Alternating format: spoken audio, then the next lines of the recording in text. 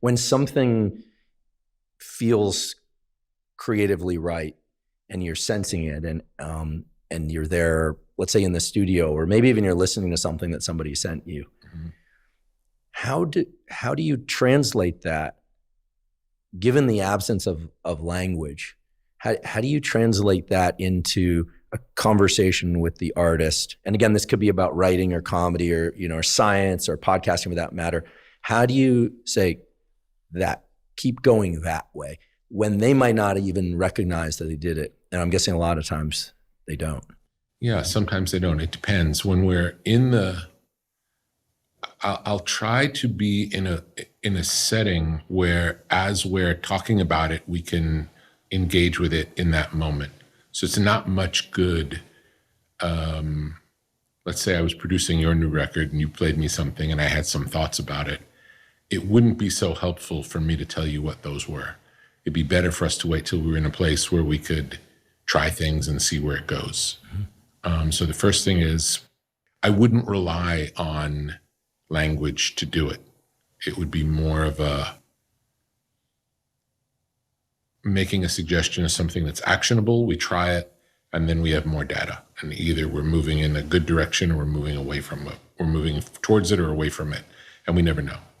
And so it's always an experiment. And maybe a simple way to talk about it would be like, if I gave you 2 dishes of food and asked you to taste them and tell me which one you like better. Usually it's pretty straightforward. You know, when you have 2 choices, which you like better. And I think most creativity can be boiled down to that. That's very different than, I wonder how this is going to perform on certain social media platforms. That's different than, what is it? When I'm tasting these 2 things, which is the one I want to finish eating? And if I were to say, I like this one better, but it needs a little salt, and then put a little salt on it, it's like, maybe I put too much salt. And you when you taste it, it's like, it's that simple. Being in tune enough with ourselves to really know how we feel in the face of knowing that other people might feel very differently, which is part of the challenge. It's like, if everyone tells you A, and you listen and you're like, that's B. As an artist, it's important to be able to say, to me, it's B. And it's a disconnect, because so much of, when we go to school, it's to get us to follow the rules. And in art, it's different, because the rules are there as a scaffolding to be chipped away as need be. Sometimes they're helpful, sometimes they're not. And sometimes we'll even impose our own rules to give something its shape.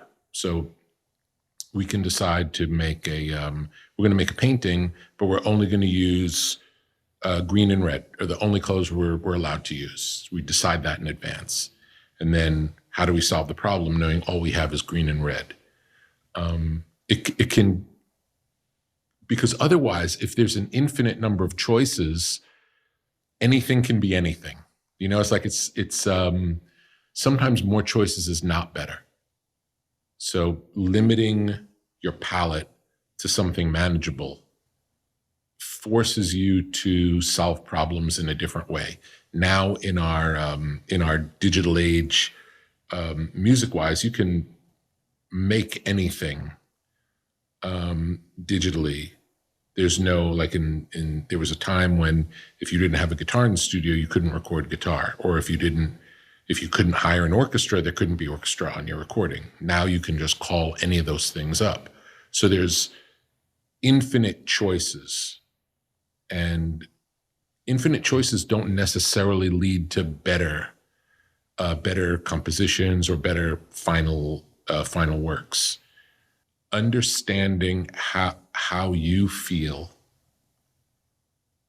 in the face of other voices without second guessing yourself is probably the single most important thing to practice as an artist, or skill set to develop as an artist, is to know how you feel and own your feelings. And the key to that is not, I know, so I know what's right for you. It doesn't work that way. It's just, I know for me. And the reason I chose to be an artist is to demonstrate this is how I see it. If I'm undermining my taste for some commercial idea, or it defeats the whole purpose of doing this. That's not what this process is about. This process is, I'm doing me and I'm showing you who I am, and you can like it or not, but either way, this is still how I see it.